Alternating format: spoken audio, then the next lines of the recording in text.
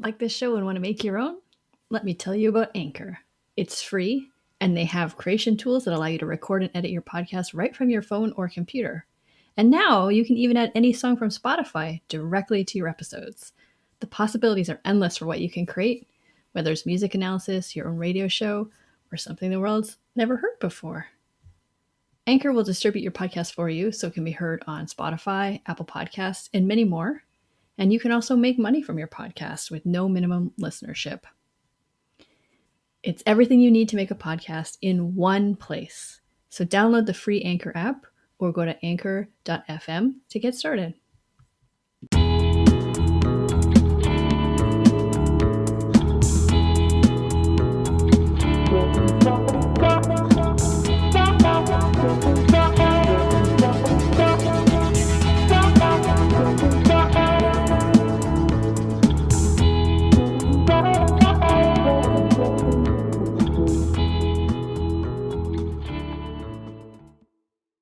Hi, and welcome to the Vocal Fries Podcast, the podcast about linguistic discrimination.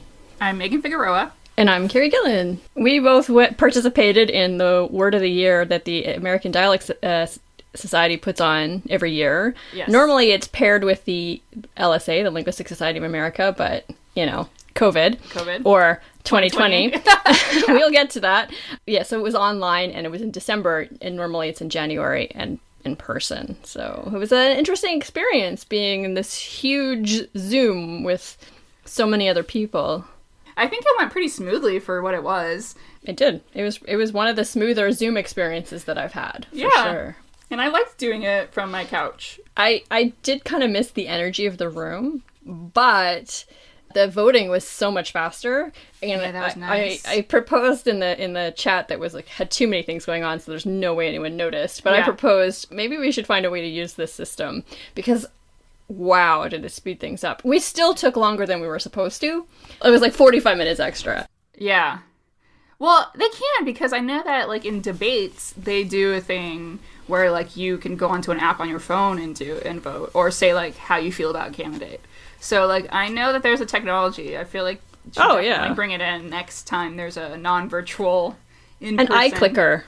Yeah, just anything. Because it was lovely to see the results and to actually, like, statistical results. Because in person, it was just, like, counting hands. And we didn't get to see, like, you know, what everything else really got.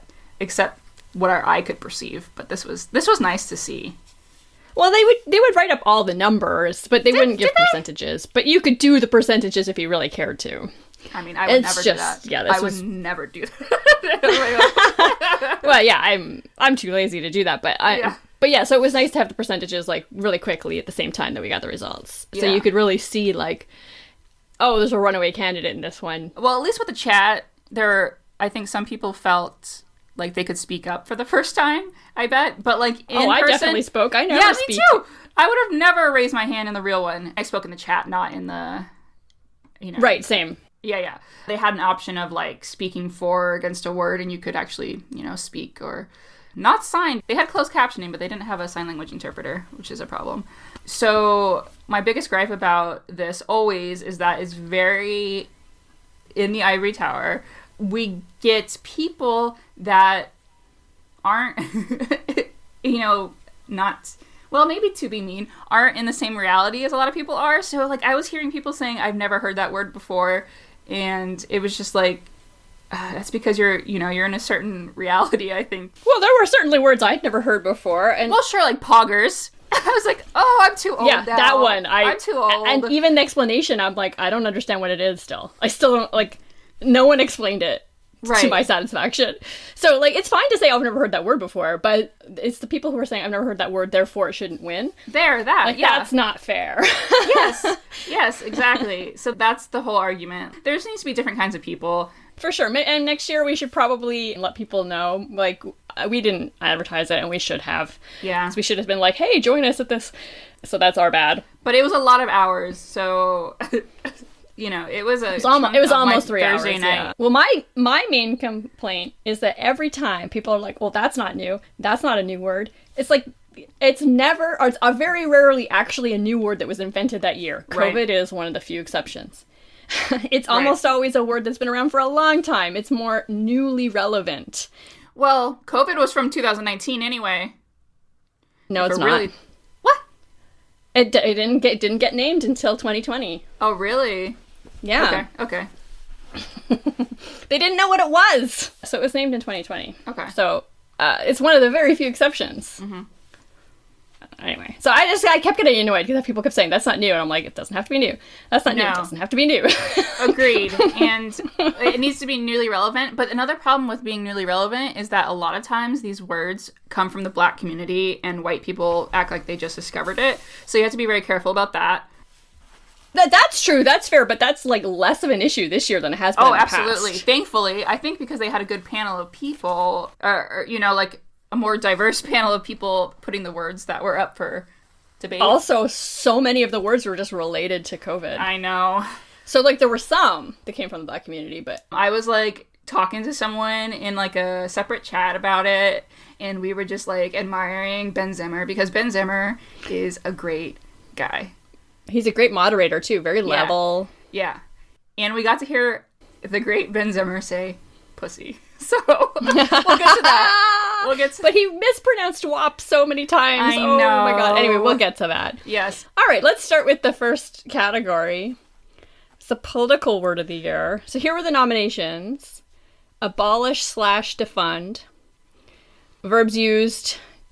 parentheses at times hyperbolically, to call for drastic restructuring or reforming of law enforcement in the aftermath of the killing of George Floyd at the hands of police. Dissent collar, the collar worn by Ruth Bader Ginsburg when issuing dissenting opinions, and worn by others in her honor after her death. By the way, I didn't know that she did that. That she wore a different collar for dissents. She has a closet of them, I think I saw, like, in a clip of, like, a doc of her. Like, she has these... And people send them to her and, like, make them for her. They're actually quite beautiful, some of them. Yeah, they're beautiful. Cool. It's cool. I just didn't know that she had one that was special for dissents. Freedom. So instead of freedom, free, D-U-M-B. Reckless or thoughtless invocation of freedom, for instance, refusing to wear a mask. Petromasculinity, a form of masculinity on display during pro-Trump highway rallies. Red Mirage/Blue Shift, appearance from early returns in the 2020 presidential election that voting was skewing towards Republicans before more Democratic-leaning votes were counted. Abolish/defund won with 74% of the vote, and the second was dissent collar at 11%. So it was a striking win. And it was my choice, too. But I'll talk about it in a second because I have so much to say about it. But had you ever heard of petromasculinity? I had not. No, but I love it. Yes, it's so I funny. think it's a great term. And I kind of wish I had heard of it because I heard it actually literally the very next day in a podcast. Really? I wish I made it up. That's how much I like it.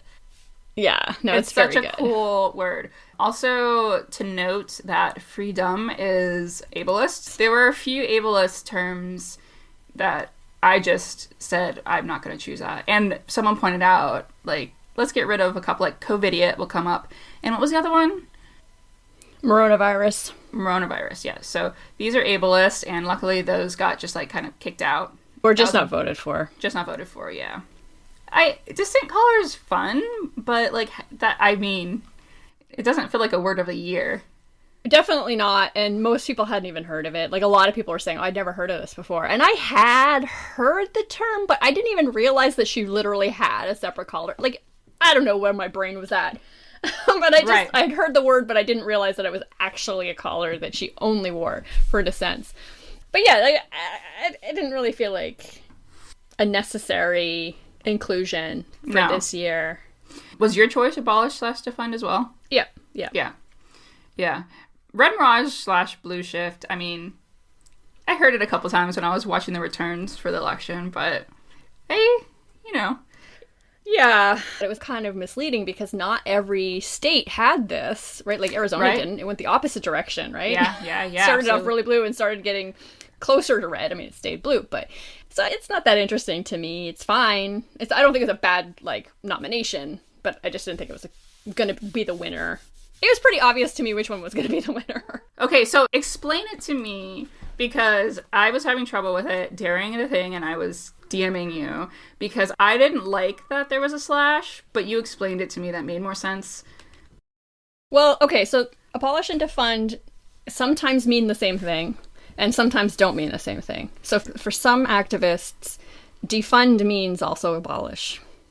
It means defunding to the point of they have zero funding. But for some people, it means give the police less money and take some of that funding and give it to other things. And, so and they'll use abolish with that? No. Okay. Because it's a different meaning. That's what I'm saying. So there's a meaning of defund where it basically means the same thing as abolish, and there's a meaning of defund where it means fund less rather than completely defund. And I think that's actually kind of complicated, and if that's what you mean, you shouldn't use the word defund. Personally, that's what I think. But there are people. If you mean it in which way? The second way. Okay. Where you mean fund less rather than completely defund.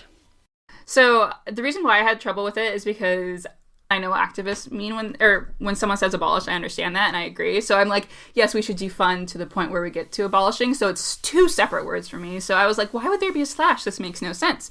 It's conflating the two. But now you're telling me, but some people do use it in a way that conflates them, right? Yeah, it's not just conflating. It's like defund to the point of abolishment. Like, so that's what I mean. It's the same goal. Oh, same goal. Okay, so then I do mean it that way, if it's the same goal. Yeah, you do mean it that way. Yeah, but some people don't. They mean like fund it less. Okay. So that there's still a police force, but they do less. They're not the social workers. They're not going out and interacting with people who are having mental health crises. You know, that kind of thing. And numerically, it's probably more people believe that one. Sure, of course. I'm not surprised. Yeah. Or I wouldn't be surprised. I don't know if it would have made more sense to me to have abolish and defund, but like... No, they're too closely aligned. It would have been weird to have both of them, because they would have competed, they would have drawn from the same pool of people. It made sense to me to put them together. And then there's Digital Word of the Year. Hashtag Black in the Ivory, which is a hashtag used to amplify the voices of Black scholars and their experiences of systemic racism with academia. Doom scrolling, obsessively scanning social media and websites for bad news. Fan cam, a video clip made by a fan of a musical act, especially a K-pop band, Korean pop, which can be used to derail an online conversation or as a form of subversive political protest, also a verb. Sus, clipping of suspicious, often used in the game Among Us to label a player suspected of being an imposter. And TikToked, to be made the target of a campaign mobilizing TikTok users, as for political purposes. Yes, this is the category where TikToked was one where people were saying, I've never heard it used as a verb.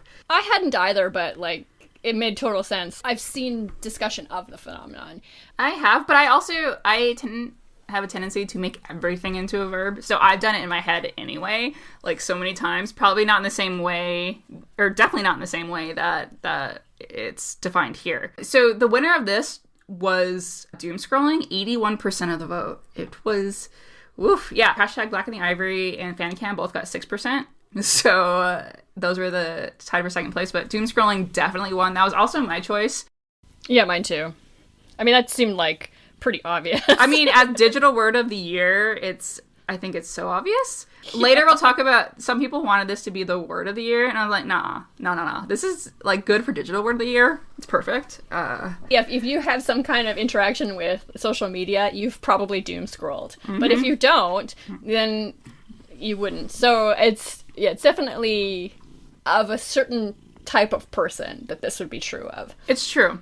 Yeah, I know. I'm thinking even of my baby boomer parents. My mom's doom scrolled. I don't think I would say my dad does. I do every single day this year, probably, since I've been locked in the house.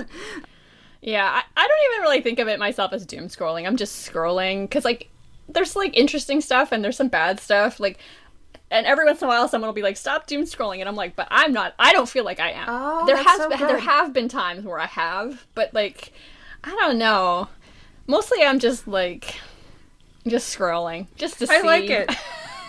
I feel like my therapist would like that reframing.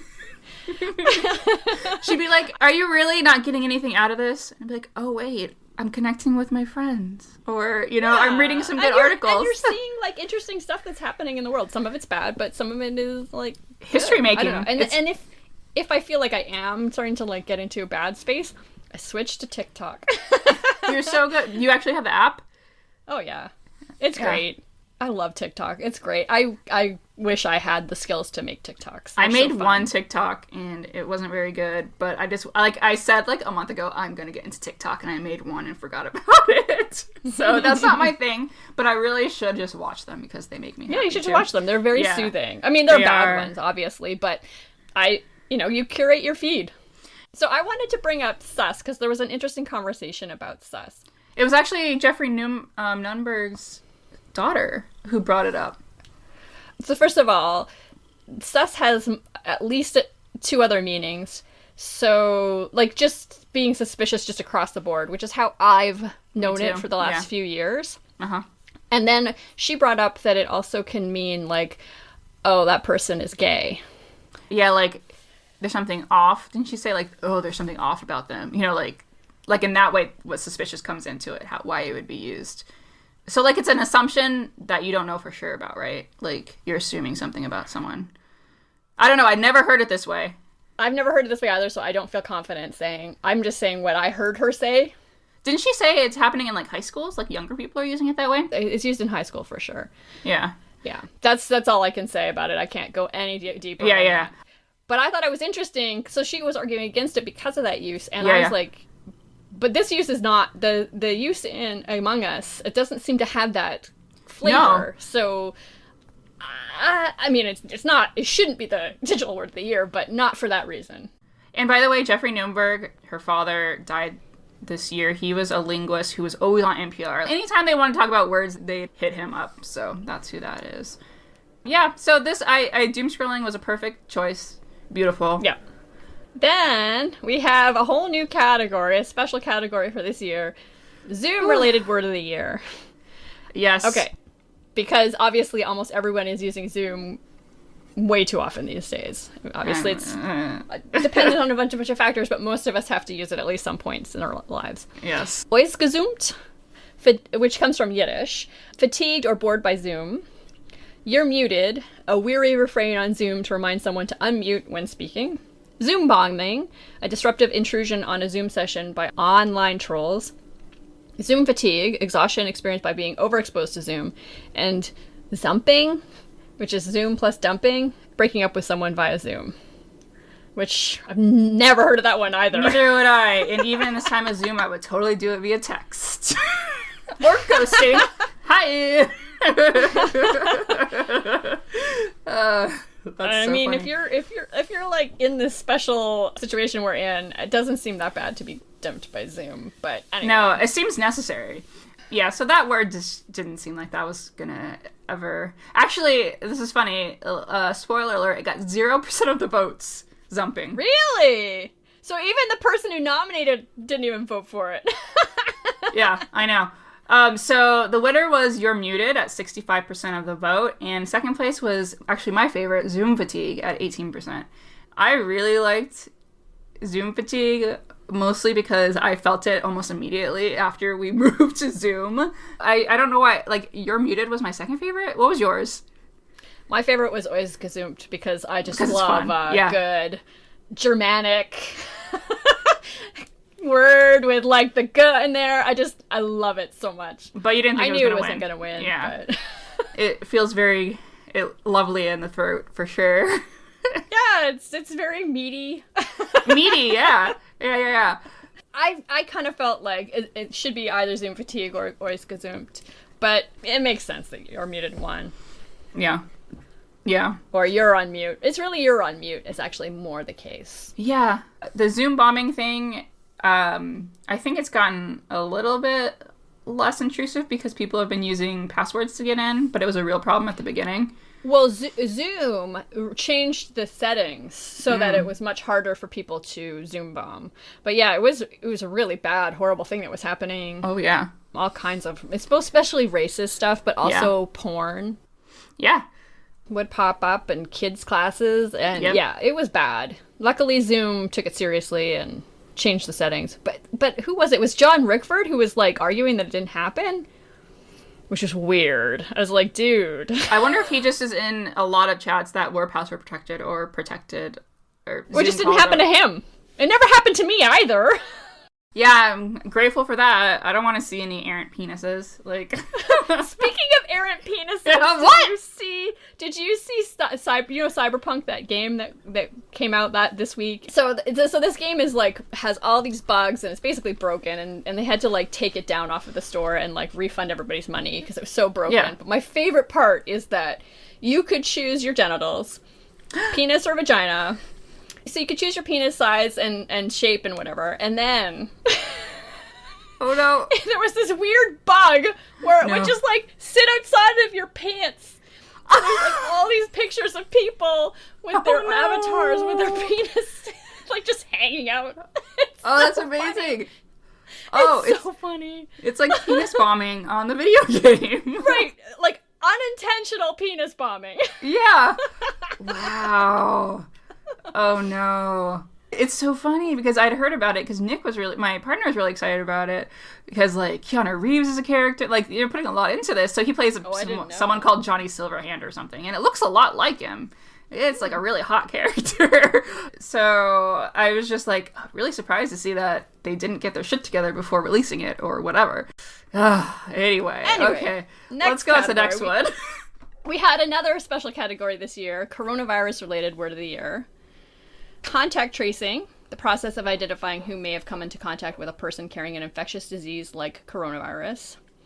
Coronials, the coronavirus generation for the predicted baby boom in the wake of the pandemic. COVID-19, or just COVID, the disease caused by infection from the novel coronavirus. Flattening the curve, the effort to slow the spread of coronavirus by taking community isolation measures, which is basically what I'm doing right now. Yeah.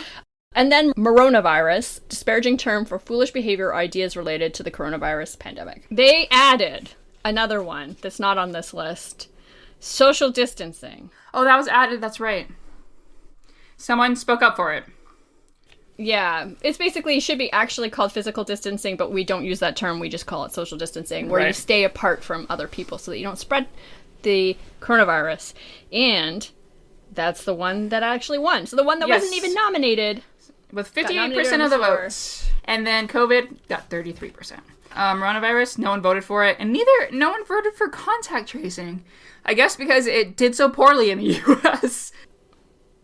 Yeah, well, I think the argument was nobody's actually doing it in the US, which is not entirely true. There is some contact tracing going on, but it wasn't enough, and now it's impossible to do. Like, once it's this widespread, you can't do contact tracing. It's just impossible. Yeah. So, even though I don't really think that that's a good excuse not to vote for it, it just didn't feel like the right choice. Like, no. Yes, contact tracing is an important part of fighting COVID, but we just didn't talk about it as much as social distancing. My favorite was COVID for word of the year. But then when someone introduced social distancing, I was like, yeah, no, okay, I'm going to vote for social distancing. I still voted for COVID, but you did? Social distancing totally makes sense. Yeah. Yeah, I did. Yeah, and we'll get to this later, but the fact that COVID didn't even win the pandemic-related word of the year and then won word of the year is so annoying to me. I'm still so salty about it winning word of the year, and we'll get to it more later. We will get to it. And it's interesting because other words were like kicked out because they didn't win their category, but COVID wasn't kicked out. I thought that was interesting. No, that's called a conspiracy. That's not interesting. It's a conspiracy. Okay, well, I mean, to be fair, I did come into this thinking COVID probably should win. That was my like natural assumption coming in. But we'll get to that. All right. So the slang/informal word of the year: COVIDiot, a person who foolishly ignores COVID-19 protocols. Girls, gays, and theys, an inclusive form of address accompanying female identifying LGBTQ and non-binary identities. Poggers, a term used to denote excitement, derived from a Twitch emote showing someone with a surprised expression. The Rona, or Miss Rona, or Aunt Rona, a playful term for coronavirus. WAP, an acronym for Wet Ass Pussy from the song of that title by Cardi B and Megan Thee Stallion. And I screwed up and did not get the poll results. I only got the runoff poll results. But it was a runoff between the Rona and WAP. And I really wanted WAP to win. Me too! I mean, it should have won. I mean, I get why Rona won, or the Rona. I get it. Even though I've never said it, Not that it matters, but I haven't. I've never said it either. But it's fine. Like, it's definitely used a lot in at least two communities, the Australians and the Black community in the United States. So it's pretty widespread. So that's not an argument against it. I just liked WAP a lot. I felt like it's nice and subversive. It would make Ben Zimmer flush if he had to talk about it in the media. I know. Poggers I had never heard of, and I didn't really want to admit to that because I was like, I'm getting old. I feel like I should know every single one of these. I tried to watch a Twitch stream once because it was the leader of the NDP party in Canada and AOC were like, gonna play Among Us together. Yeah. So it's like, okay, I like both of these people. I'm gonna try. And it was Jagmeet Singh. Sorry, that's his name. I just got bored. I can't watch Twitch. No. And then Girls, Gays, and Theys I'd never heard of before, but it's kind of fun. Nicole Holiday was the one who nominated that. I like it a lot. Some people don't like it. I heard from the dissenting opinions. Yeah. But it doesn't have to be for everybody. It's fine. Euphemism of the year. Essential, as in workers, labor, businesses. Used for people, often underpaid, who are actually treated as expendable because they are required to work and thus risk infection from coronavirus. Everything is cake, an expression of extreme distress, based on memes in which objects turn out to be hyper-realistic cakes. Freedom seeds, nickname for ammunition used by the NRA. Humaning, marketing term for a consumer-oriented approach. Tubin, to expose oneself on Zoom in the manner of Jeffrey Toobin. Yeah, my favorite was Essential because all the other ones I had never heard, but also Essential is very good, and it is a fucking euphemism if I've ever heard one. Oh, and there was one added, actually. Officer-involved shooting was added from the floor. Yeah, that's the one I ended up voting for. Because, yeah, I mean, yes, Essential is euphemistic, at least in most instances, but not always. Officer-involved shooting is always euphemistic, so that was just the one I chose. Essential ended up winning at 65% of the vote. Officer-involved shooting got 30%. Yeah, I mean, that one makes sense. Seems fair. Yeah. Part of me wanted to vote for Toobin because it's just so horrible. I know. I was like, I don't want to like elevate this man's name, even though it's like not really elevating it.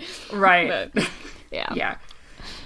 All right, and then emoji of the year, which we don't always have, but most years do. Two fingers touching, used to indicate shyness, hesitation, or pleading. Face with pleading eyes, used for timid begging or beseeching, or to react to cute things. Eye, mouth, eye. It is what it is, also used to express amazement, shock, disgust, or confusion. The writing hand, used for bullet-pointed lists of how to fix things. Face with medical mask, indicating mask wearing during the pandemic. The Facebook Care React was added because that didn't exist before this year, and it's not a Unicode one, but it's still an emoji. Yep, and face with medical mask won with 36% of the vote. Yeah. I voted for the Care React, even though mask was going to be my vote, just because I actually ended up using it, and I didn't expect that I would. So like, there was like something, it connected with a lot of people. It has to go into runoff, and then it ended up being 60% of the vote went to face with medical mask. Yeah, that's the one I chose just because I mean, even with like my Animal Crossing game, I have my character wearing a mask. I'm just like, it just really defines for me, the medical mask. Yeah, it feels perfect for this year. I agree. I realized after that I'm surprised that nobody voted for the coronavirus or the virus. Oh, yeah. Because that's used a lot too, often in conjunction with the mask. The mask, yeah. So I can't believe it wasn't nominated. I might have voted for that one if it had been a choice, just because I like how green it is. Okay. Most creative, so combining forms. I like this category a lot. Yeah, me too. Because, it speaks to us as linguists, right? Corona, as in coronosomnia, corona babies, corona cut, coronication, corona bros, which I've never heard of before. Fatigue, as in COVID fatigue, lockdown fatigue, pandemic fatigue, Zoom fatigue. Mask, as in maskne, or acne caused by mask wearing. Mask hole, mask break. Quarren, as in quarantini, quarantine, quarren beard, quarantigue. And Zoom, as in Zoom bombing, Zoom mom, Zoom party, Zoom school. Yes, I love fatigue. I think that came up with Zoom too. I really wanted Zoom fatigue to win. I just love fatigue as a creative thing. Like, I have it with everything. You know, like work from home fatigue. I don't know. Curbside pickup I'm fatigue. always fatigued. Yeah, exactly. What was your favorite? I voted for Corona. You did vote for Corona. So Corona and Quarren went to a runoff. And Quarren won with 69% of the vote. Corona got 31%. I ended up voting for Quarren, in the runoff, because I liked Quarantini. I think it has the advantage of being only part of the word, whereas Corona is the whole word, so it doesn't feel as creative. I think that's part of the reason why Quarren won. Well, yeah, I mean, Quarantigue. That's amazing. That's a cool word that you can make with that. Quarantigue is perfect. I will agree with that. Most useful! Yeah. I'm actually very mad at this category, but let's... Okay. Sorry. All right, so before times, the time before the beginning of the pandemic. Blur's Day, a humorous indication of difficulty in determining what day of the week it is. Bubble/pod, terms for the group with which one remains in quarantine. PPE, abbreviation for personal protective equipment. And super spreader, a patient or event responsible for spreading infection to many people. So I really like PPE, and people were saying this is not new. Again, that is not an argument. I know. Newly relevant. Most people did not know PPE before this year. I did not, and I'm going to use it forever. Yeah. I will never stop using PPE. I'm like, now I've changed. I know what it is. I'm going to say it forever. It's relevant to me. I don't know. I really liked PPE, and the other ones just didn't make sense to me as useful at all. Because I think Bubble and Pod are going to go away quickly after this. Go away. Super spreader, even though that's not what I voted for, is useful because what we've learned from this virus, it's kind of different from other viruses in that most people don't pass it on. 80% of people do not transmit this disease. So it's these like super spreading events that are driving this. And that's important. It's not new to like epidemiologists, but it's new to most of the rest of us, right? So I think that's a useful word. It's not what I voted for though. Did you vote for Blur's Day? God, no. I like Blur's Day as a word. It's kind of funny, but no. I voted for before times. And actually, they changed it to before/after times for the vote. Which, no. Yeah. Not after times. No one says after times. That's no. So the only reason why I almost didn't vote for before times is because I was using it already as, like, before Trump. Yeah, me too. I was, like, in the before times. And then I had to switch my usage to the before times. Oh, okay. Yeah. So, like, the before times is now pre-pandemic, before times is pre-Trump. So I was like, well, I did change my usage of this word, so I will vote for it. And I like it. Yeah, I didn't think it was useful because I was like, this is confusing because it doesn't mean that for me. Yeah, but for most people it does mean this, so. So before times won with 61% of the vote after a runoff with Blur's Day. All right, most likely to succeed. Anti-racism, the practice of actively working to prevent or combat racism. BIPOC, acronym for Black, Indigenous, and People of Color. Contactless, requiring no physical contact to avoid transmitting disease. Curbside, adjacent to a curb or as for pickup of goods without entering a store or restaurant. Gigafire, a wildfire that burns at least 1 million acres of land. And Zoomer, a term for Generation Z or Z, previously a play on Boomer, but now highlighting their use of Zoom for remote learning and other activities. So what was yours here? I think I ended up going with Zoomers. Really? Because I thought it's taken on a new meaning this year, which I found interesting.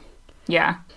But then I switched to contactless. I lost in both instances to anti-racism. Yeah, so my favorite, like going into this, I was like, I need contactless or curbside to win, either one of those. And then I ended up voting for curbside. But what happened is that anti-racism got 44% and then contactless got 17%. So I went to a runoff, and in the runoff, anti-racism got 71 and then contactless got 29. But I really think that contactless is going to succeed in a way that, so with anti-racism, I think the word will succeed, but I think it'll be co-opted so badly that I don't know if it's going to look like what we know of it today or in this year. Yeah, I agree, but that maybe that's not a reason that it won't succeed, though. You know what I mean? Like, yeah, just because it changes meaning doesn't mean it's not successful as a word. That's true. But with contactless, I'm like, this is going to survive because there are so many neurodivergent people that are loving this new way of life. It's so much easier. I think that a lot of us have been exposed to something that we needed. No, I think it's definitely going to stick around for sure. Yeah. Some people in the chat were just like, that's going away. Like, I'm like, curbside and contactless are not going away. This is our new normal. No, curbside is great. Like, yeah. I used it a few times and it's really handy. I still think that actually all of these words are going to succeed. Yeah. Gigafire, we're only going to hear it more because there's just going to be more worse fires. Yeah. Zoomer is the word of the generation, so it's going to be around. And BIPOC is around. And we had an interesting discussion about how this meaning, the word seems to have changed meaning. Yeah, because for me, it means people of color who are Black and Indigenous, not the other people of color. But now it seems to mean Black, Indigenous, and people of color, which is weird. Like, what does that even mean? That's just people of color. That's just POC right there. Like, why do we have another name for this, which means the same thing? I don't know. I just assumed that it was because we were pointing out that Black and Indigenous people have a different experience from other people of color, and we just wanted to note that when we called in everyone of color.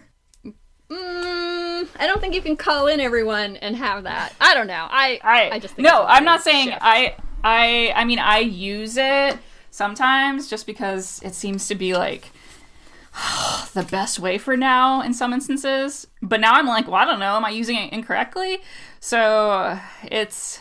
Well, I only mean, if I use it, I mean people of color who are Black or Indigenous or both. But not any other people of color. If I'm going to talk about people of color generally, I'm just going to use people of color. POC. Yeah. Anyways. All right. Word in the finale. Word of the year. So, this is the list that we had going into it. I think the list changed, so I'm just going to read what went into it. Anti-racism. Again, the practice of actively working to prevent or combat racism. Before times, the time before the beginning of the pandemic. BIPOC, acronym for Black, Indigenous, and People of Color. Blur's Day, a humorous indication of difficulty in determining what day of the week it is. COVIDiot, a person who foolishly ignores COVID-19 protocols. Doom scrolling, obsessively scanning social media and websites for bad news. Pandemic, epidemic over a wide area affecting a large proportion of the population. Social distancing, keeping away from others as much as possible to prevent the spread of coronavirus. 2020, used to sum up chaotic and despondent feelings inspired by the year's events. And the Zoom combining form, as in Zoom bombing, Zoom mom, Zoom party, Zoom school. Unprecedented was added. So what happened was, of course, there was a runoff because, well, maybe not, of course. But so 2020 got 29% of the vote, and then COVID got 25% of the vote. So sweet baby 2021 in the first one, but then in the runoff, we get COVID getting 54% of the vote. And I am so just like salty that the most boring, dull word that could possibly have been chosen for word of the year was chosen. I mean, I don't think it's boring. I think in some ways, it makes sense, right? Like, what was the number one news item? COVID. It's this new disease. Everyone's talking about it. It affects everybody. People are dying from it. People are getting very sick from it. I have a friend who has long COVID. It makes sense. It's not boring, exactly. It makes sense. However, 2020 is more interesting as a choice. So normally, I would argue against choosing a year as the word of the year. Because, like, every year kind of sucks, right? Like, we all think that, 2016, wow, this year sucks. 2017 is going to be better. I was like, no, it's not. 27, oh my god, that sucked. 2018 is going to be better. Blah, blah, blah. So I get it. But we are using 2020 way more and in way more interesting ways. So someone brought up that we use it as an infix. So, Abso-2020-lutely. So cool. That's amazing! So cool. Yeah. I had never heard of that, but I love it, and I'm going to use it. Yeah. No, I should have won on basis of that alone. That was Emily Bender, right? And I don't know. Oh, okay. And then, I mean, I use it like, that's so 2020, or like, of course this is happening, it's or 2020. Or just as an answer. Someone's like, 2020. And you're like, 2020. Yeah. Like, it's so much more versatile than most years are.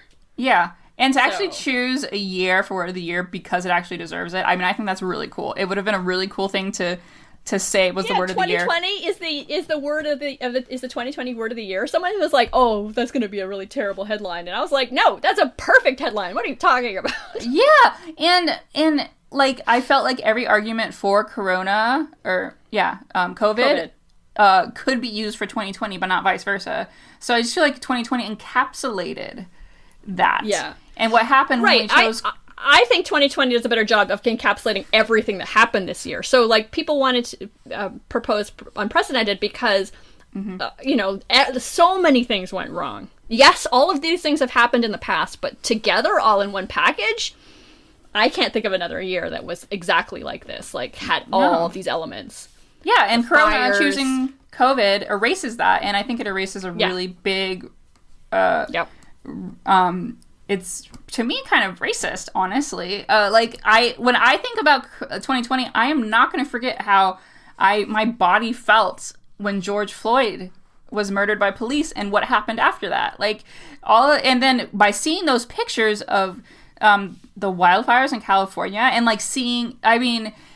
there's this epic picture that AP took of like a nursing home that said wear mask, but it's like being burned down. And I'm like, that's why I'm saying, I'm saying that the way that we talk about coronavirus can be encapsulated by 2020 because there was so much more on top of that happening. And, just the way that our brains work, individually, we felt like it was personally hard for everyone, and we thought that bad things happening to us was just so 2020. Like, my beloved dog Rilo, almost died of pancreatitis, and it just felt so 2020. Yeah. 2020 strikes again. Yeah, my Thea died on my birthday. It was super 2020. It would have been such a good choice. It would have been a better choice just because it encapsulated more of what was going on. The police rioting this year. Yeah. Like, everything. So I'm a little mad about COVID, but I do think it's, the second best choice, given all the rest of it. Yeah, it should have been 2020. Yeah. We was robbed. We 2020 definitely. was robbed. It was definitely robbed. I hope you had it as an okay 2020 as was feasible, given the situations. As healthy as possible. We know that no matter what, some people listening have lost someone. That's really hard. I know many. Many people who have lost someone. So, yeah. Stay safe, stay masked, get your vaccine as soon as you're allowed. Oh, I can't wait to get a fucking vaccine. Poke my arm with it. Do it. Let's do this. I am not vulnerable, though. So it'll be a while, but it's okay. Yes. Yes, I will. All right. Alrighty. Don't be an asshole. Do not be an asshole. We would like to thank our two newest patrons, Jay Rose and Rachel Rowan Olive. Thank you so much for your support. And if you would like to support us on patreon.com/vocalfriespod, we would love it. You can get a sticker, bonus episodes, and our undying thanks.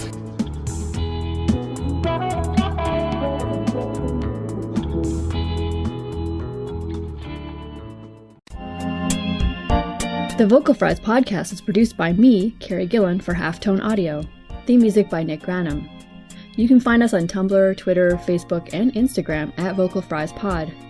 You can email us at vocalfriespod@gmail.com, and our website is vocalfriespod.com.